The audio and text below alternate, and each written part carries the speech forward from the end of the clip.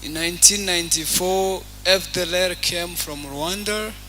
batangira inyigisho bigisha abo baturage twabanaga bo bita Abahutu. And they started mobilizing the people we were living together of Bahutu, Fuhutu. babigisha ko baturanye n'abanzi ko bagomba kubikiza bakabica. They started teaching them and mobilizing them that they live with enemies and the only solution they should kill them, ko ari inzoka. calling us snakes. ndetse hari n'abaturage bamwe na bamwe hari komande y'imipanga bari bazanye yo kwica abatutsi bita ibisingiti sinzi n'abamurimwe n'aba hari abayizi. There are even propaganda that they were called the Bisingiti to kill all the Tutsis. Abahutu bamwe na bamwe bari bakize bagiye babagezaho iyo mipanga kujya bayipartage bayiha bagenzi babo. So some rich people from Hutu, they bought machetes and they were giving it away to people. ubwo rero abo bantu bari bayibitse bamwe turabaza ariko tutagomba kuvuga amazina hano. So we know some of the people who were guarding the machetes, the stocks. ubwo birirwaga bazunguruka bashaka ukuntu bazatwica. So they were looking for strategies to kill us all. umunsi uragera bari baratuzingiye ahantu hamwe tutajya ahantu tutideplasa. So we were surrounded in one place and we were not moving, going out. ubwo baratangaje bavuga ko badashobora kutwica nijoro ko batwica ku manywa ntihagire n'umwe ubacika. So they gave an announcement that they should not kill us at night but rather in the morning so that no one will be able to escape. ubwo ahantu twari turi abantu benshi ikintu cyo bari twavugaga kwari ukuririmba no gusenga dutegereje. So in the place where we were, the only two things we were doing, it was singing and praying, just waiting to die. barazaga rero abasore bakadusanga aho ngaho. So people from Hutu will come and find us where we were, locked. hari ababyeyi babaga bari hamwe n'abakobwa babo bakabafata ukabona baramujyanye bakajya kumurepinga ababyeyi be bamureba. So they will come, some mothers were with their daughters, they will take them and sexually abuse them, rape them, while even the child are looking at the incidents. So whenever we think about those moments, our hearts are really bitter and we feel so much pain.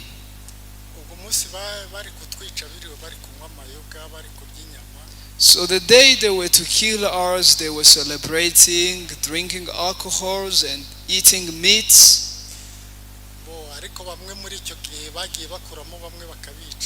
So before then, they were just taking one by one and killing them. So when it was the night, we had to run away.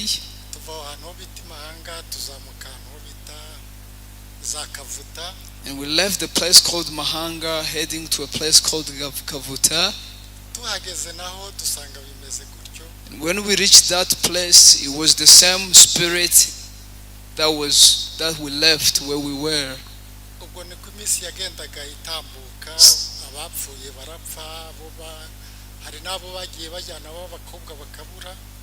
So people have been dying, some girls were even missing. We never knew where they were taken. So we left Kavuta as well and we head to a place called Ngungu.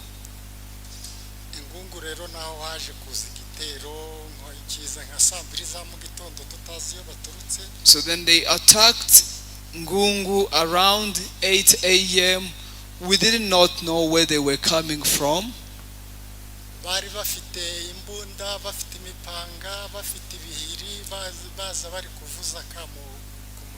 They had guns, they had machetes, spears, and they were just shouting.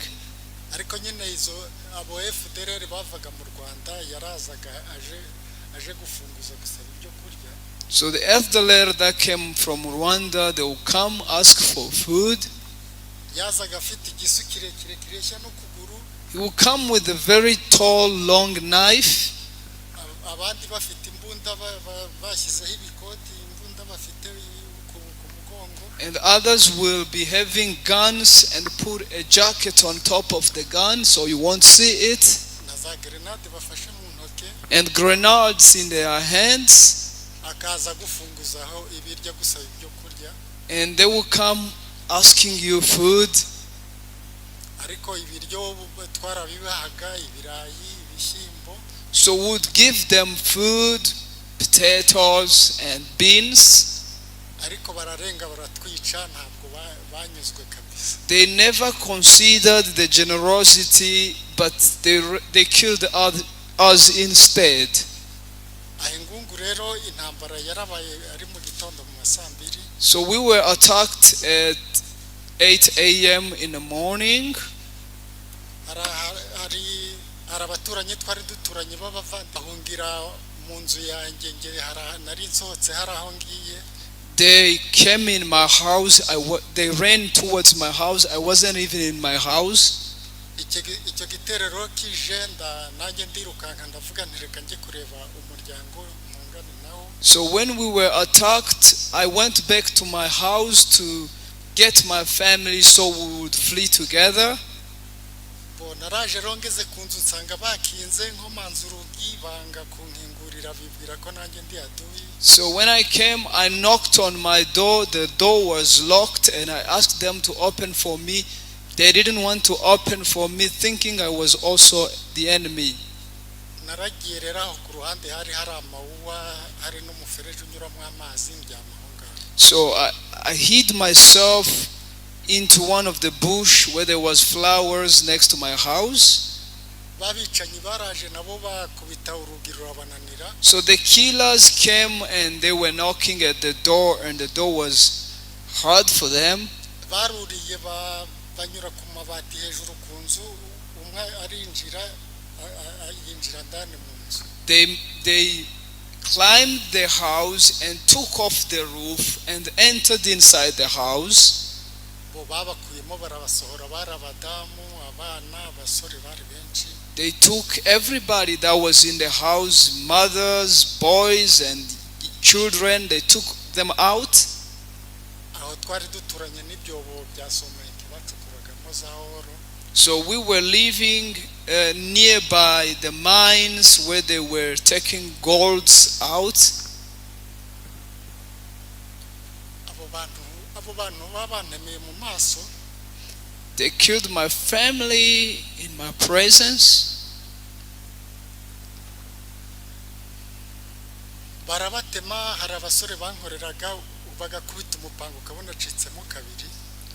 They killed them using the machete. You see the person is cut into 2 pieces. bagafata umwana mutoya kabisa bagakubita ku ibuye ukabona umutwe urasadutse. They would take a young child and hit him on the stone until the head bursts. hari nari mfite umugore yari yabyaye nk'ejo.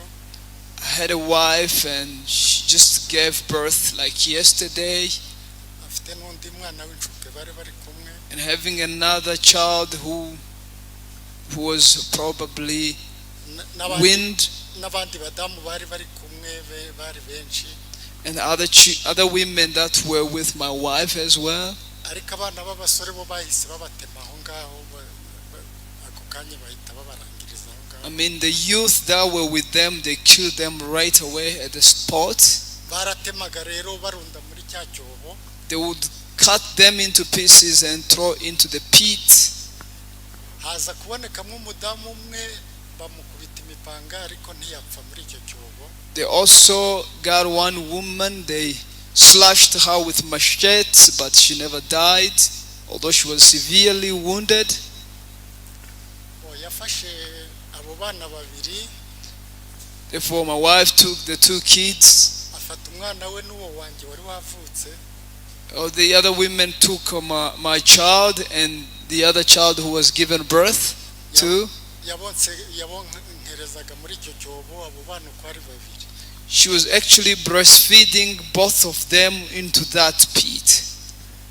ubwo amaze umwanya bo bicanyi baragarutse After some times, the killers came back baje kureba ko hari umuntu ugihumeka muri cya cyobo bari bamaze kurohama, coming to see if there is anybody still breathing in the pit where they threw them in. bo basanze uwo mudamu akiri guhumeka. They found that the woman was still breathing, living, hari n'umwana wo bari batemye mu mutwe nawe akiri guhumeka. and there was one boy they also cut in the head. He was also still breathing. ubwo umwe arunama arongera mukubita umupanga mu gikanu.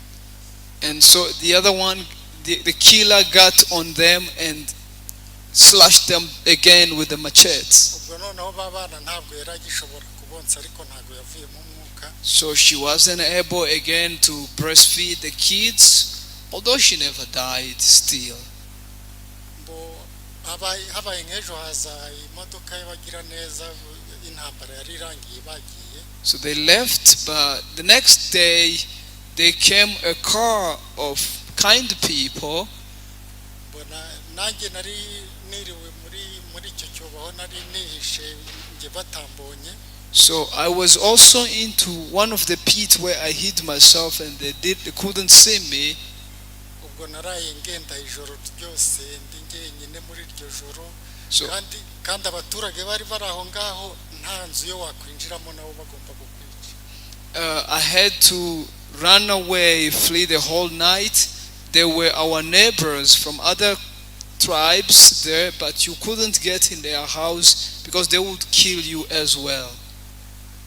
iyo modoka yaraje rero isangamo abantu bane bagihumeka. So that car, when it came, it found 4 people still alive into that pit. uwo mudamu n'abana n'umwana bari batemye w'incuke.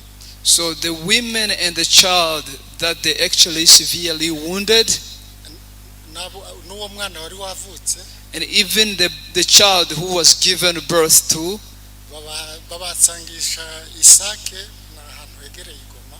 they brought them in Isake, in a place called, it's nearby Goma.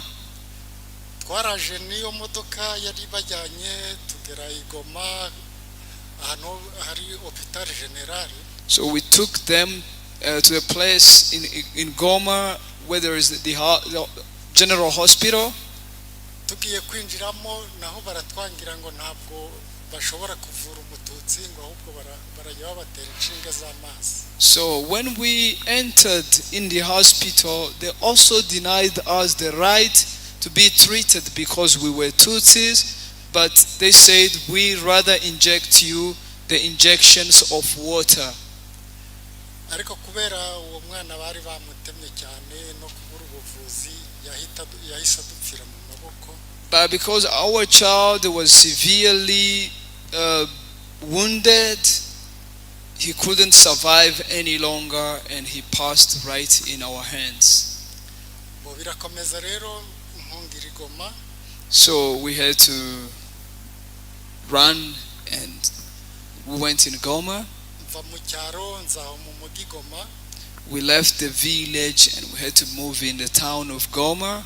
i Goma naho ariko intambara yarakomeje, abasirikare wabageraga iruhande nabo batagushaka, uwo bashaka bakamwica.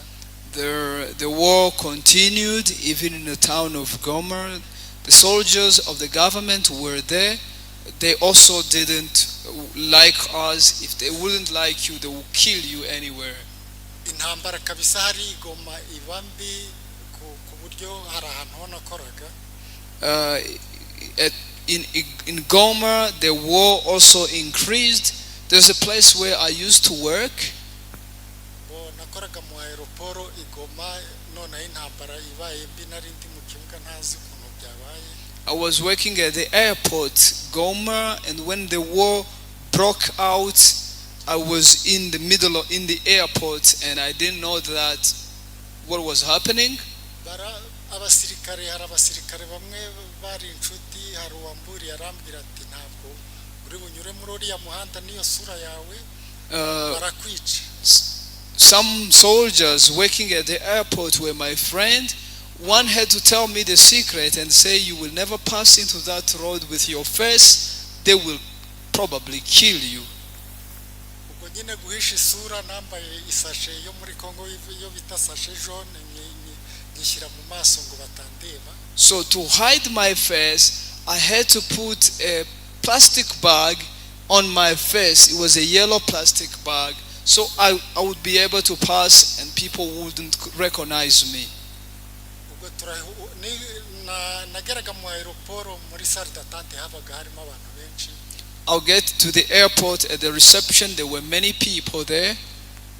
Nabaninjiye bakindeba nkinjira mu aeroport ngo umunyarwanda araje gutanga ama information mu Rwanda. So whenever I would get into the reception at the airport, the only word they will say, a person from Rwanda is coming, who gives away the information, stuff like that. Habaga harimo abantu abayobozi ba anere abatete bose nyine bagomba kugufunga bakanakwica. And we had so many authorities in the area, and they could arrest you whenever they want. Go narakomeje ndihangana abaye nk'ejo ndaza. So I kept on going. Like the next day, I came back to the airport.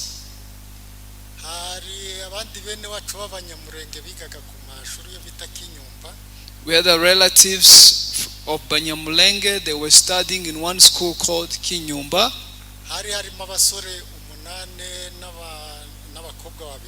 There were 8 boys and 2 girls.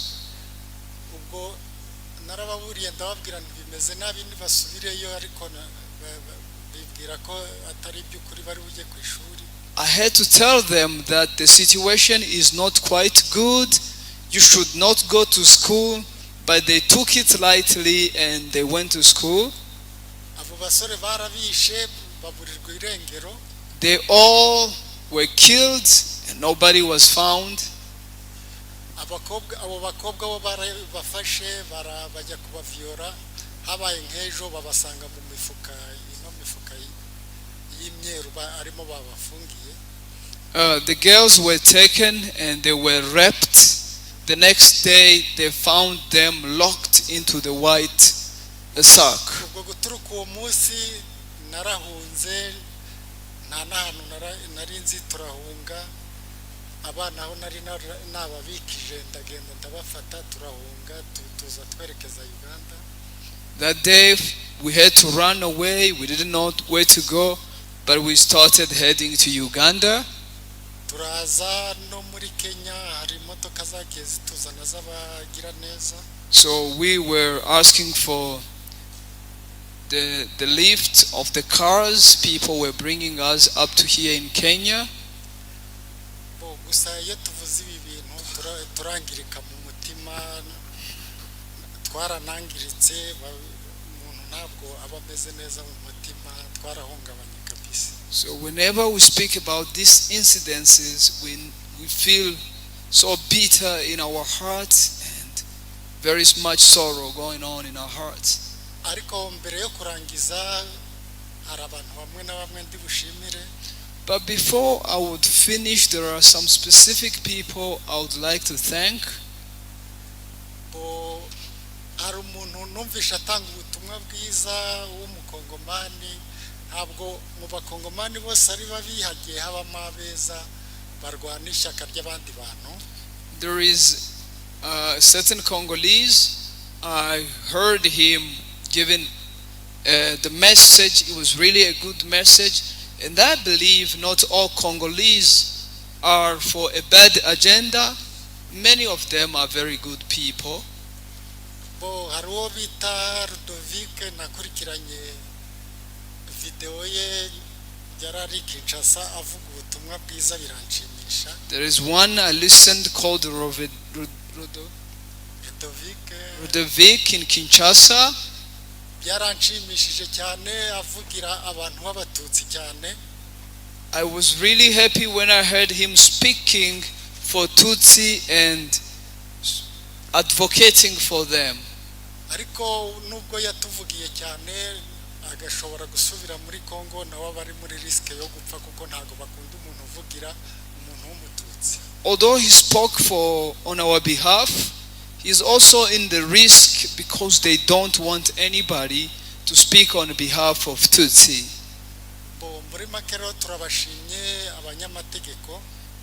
We also thank the lawyers collective. mu by'ukuri twavaga hariya muri Congo twabaga turi hamwe na ONI turi hamwe na MONUSCO. We used to be together with MONUSCO back in Congo, live together in the same area, neighborhood. Human Rights Watch. And also the Human Rights Watch. Abo bose n'abantu bazaga batubwira ko baje kudushakira amahoro. They were all coming and telling us we are coming to find peace for you people. Ariko twapfaga tunyine n'ubundi batureba nta kintu byatangaga. But still we died in their presence and there was no solution. Nkaba ndi gusaba abo banyamategeko baduteranirije ahangaha. And I'm therefore asking the collective lawyers who are here for advocacy, kandi mbashimira, and also thanking them, you. Ntabwo ari abantu benshi baza kugufata mu mugongo bakubaza ibibazo byo wagize. Not everybody will want to back you and hold you asking what problems did you encounter. Ariko kubera iki kiganiro twagiranye mukaba mwaradutumijeho turabashimiye. But for this meeting we had together and you brought us into this place, we really thank you from the bottom of our hearts. Kandi tukaba tubasaba ko muzadukorera ubuvugizi internationale ahantu hose muzaba muri. And asking you to represent us in the international communities wherever you will be. Abantu nyine bazaba bakorerwamo n'umwuka w'Imana bagikunde kiremwa muntu bazadufasha twongere tujye mu buzima bwiza nk'uko byari bisanzwe. And we believe people with the spirit of humanity will bring us back to our feet and we will live back our normal life once more again. Tubashimiye murakoze cyane. So we thank you so much.